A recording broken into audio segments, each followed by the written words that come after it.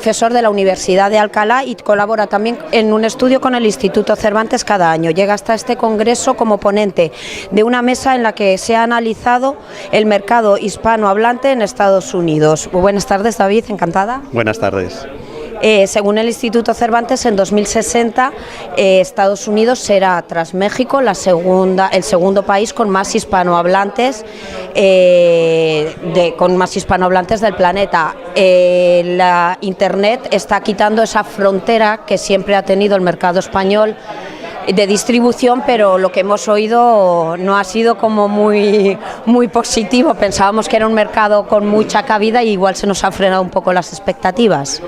Bueno, sí, es que es muy difícil definir el mercado hispano en los Estados Unidos, ¿no? Está por un lado el mercado hispano en español, que también es difícil de definir, el mercado de origen hispano, que no habla español como primera lengua ni siquiera como segunda, que es angloparlante puramente, y después hay un mercado hispano de gente que está interesada en música, contenidos digitales, contenidos de libros físicos en español y en la cultura y la lengua españolas hispánicas en general, ¿no? Entonces es muy difícil de definir. Los datos son positivos según desde el ángulo en el que nos pongamos, ¿no?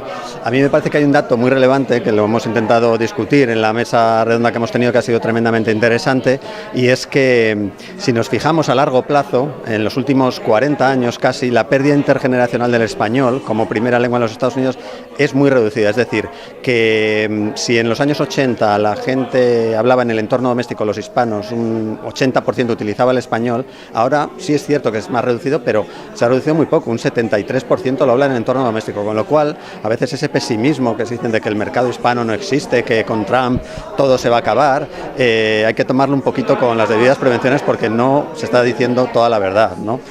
Tampoco los datos excesivamente optimistas creo que son verdaderos, ¿no? Yo no comparto para nada el triunfalismo que muchas veces aparece en los titulares de muchos periódicos diciendo que el mercado hispano de los Estados Unidos es el dorado para los productos en español, ¿no? Culturales y no culturales, ¿no? Pero tampoco es un calvario, ¿no?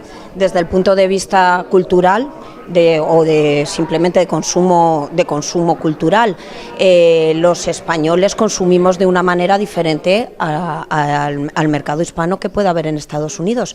¿Esa misma diferencia la hay entre el hispanohablante y el americano que habla en inglés? Bueno, yo creo que una vez que estás integrado en una cultura, normalmente te vuelves un poco los patrones de consumo se vuelven un poco adquieres aquellos de la cultura dominante, que es la angloparlante en este caso, ¿no? Entonces yo creo que el consumidor hispano de los Estados Unidos consume más compulsivamente que el hispanohablante de la península ibérica, ¿no? Eso no hay ninguna duda y cualquiera que haya vivido en Estados Unidos te lo puede confirmar. Pero aquí hay que decir que respecto al grupo hispano, no solo hispanohablante, hispano de los Estados Unidos, hay muchos matices ahí, ¿no? Porque, quiero decir, depende de la edad que tengas, depende del entorno familiar, del grado de cultura que tengas muchas veces, el tipo de productos que vas a adquirir, ¿no? Y también un poco marca la pauta de cómo los vas a adquirir, ¿no? Pues a lo mejor más compulsivamente productos culturales un poco más accesibles porque están en las plataformas más grandes como Univision o otro tipo de plataformas más generalistas, y a lo mejor menos contenidos más elaborados como una novela o un ensayo más concienzudo en español, elaborado en lengua española en el mercado hispanohablante de los Estados Unidos, ¿no? Entonces, no se puede generalizar, creo, ¿no? Pero sí que yo creo que el consumo es más compulsivo, ¿no? Que el que de cualquier europeo, vaya, no solamente español. En cualquier caso, el mercado está ahí, la gente está hablando español, está estudiando español. ¿Por dónde deberíamos empezar a intentar conquistar ese mercado que nos están diciendo que es tan fabuloso, tan accesible? Pues yo creo que el gran... como digo, es multidimensional el mercado, igual que es multicultural la sociedad de los Estados Unidos y la sociedad hispana dentro de los Estados Unidos, ¿no? Que es la mayoritaria dentro de las minoritarias de Estados Unidos. Es un nicho de mercado tremendamente amplio.